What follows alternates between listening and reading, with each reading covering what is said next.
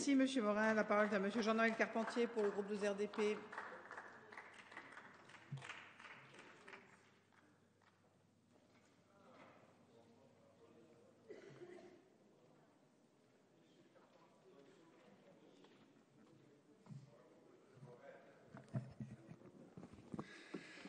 Madame la Présidente, Monsieur le Ministre, chers collègues, rattaché au groupe 2 RDP, je veux d'emblée remercier mon collègue Thierry Braillard et l'ensemble de mes collègues du groupe qui me permettent d'exprimer une opinion qui ne coïncide pas totalement avec la leur. J'ai donc 5 minutes. 5 minutes pour vous dire ma confiance en cette majorité pour tenter d'endiguer le chômage. Mais 5 minutes aussi pour vous dire mes interrogations sur ce texte tel qu'il nous est soumis ce soir. Confiance, disais-je, car cette majorité s'est fixé un objectif central, celui de tenter d'améliorer le quotidien des Français dans une période particulièrement difficile qui, en mai dernier, n'échappait déjà à personne. Nous vivons une crise profonde. Le chemin pour s'en sortir passe par une porte étroite qui converge nécessairement entre le sérieux budgétaire et la justice sociale. Cette situation économique difficile, vous, mesdames, messieurs de l'opposition, vous ne pouvez l'ignorer. Vous en êtes en grande partie responsable. Par votre politique, durant ces 10 dernières années, vous avez creusé les déficits, affaibli notre industrie et augmenté le chômage. Oh, bien sûr, la crise était là dès 2008, personne ne le nie. Mais vos mesures n'ont rien amélioré les choses, n'ont rien contrecarré la crise. Au contraire, elles ont aggravé la situation. Alors c'est vrai, pour cette majorité, la tâche est rude. Il faut maîtriser les déficits publics, sortir de la spirale d'endettement du pays et rendre notre économie plus attractive. Tout cela en gardant notre boussole, la boussole de la gauche, celle de la justice, celle de la protection de nos concitoyens face à une machine économique devenue folle. J'ai donc confiance dans ce dessein et je crois dans le travail que la majorité a engagé sur plusieurs dossiers. Je veux citer la réforme de l'école, les contrats de génération et les contrats d'avenir.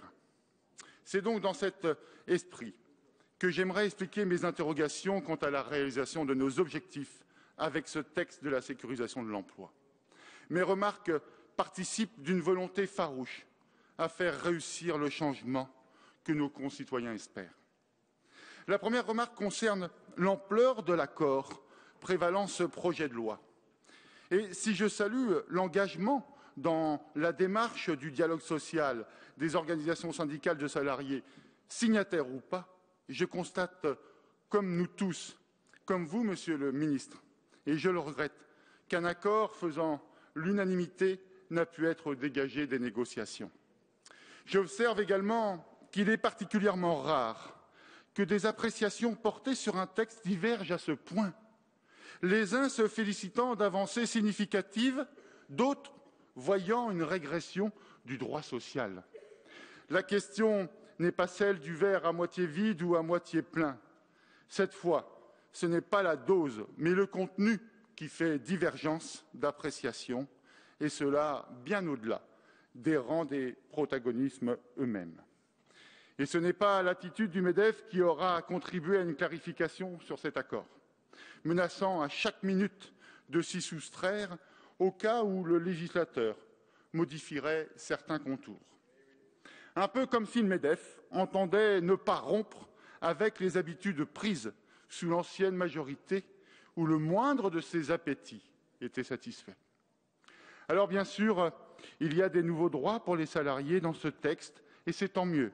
Ils sont réels, ils sont positifs. Je pense notamment à la représentation des salariés dans les conseils d'administration ou les droits rechargeables. Mais malheureusement, trop de ces droits sont renvoyés à plus tard ou à d'autres instances. Enfin, permettez-moi, Monsieur le Ministre, d'attirer votre attention sur les amendements déposés par le groupe de RDP. Ils portent notamment sur la mobilité interne, sur le contrôle des aides publiques et sur l'évaluation du dispositif maintien de l'emploi.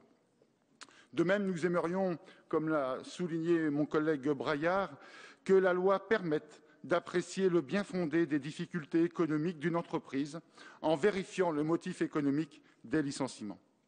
Voilà donc, Monsieur le Ministre, les considérations qui m'animent à l'ouverture de nos débats. Vous le voyez, elles sont franches, mais elles sont aussi constructives. Je compte donc beaucoup sur notre discussion pour enrichir ce texte. Elle déterminera mon vote la semaine prochaine. Je vous remercie.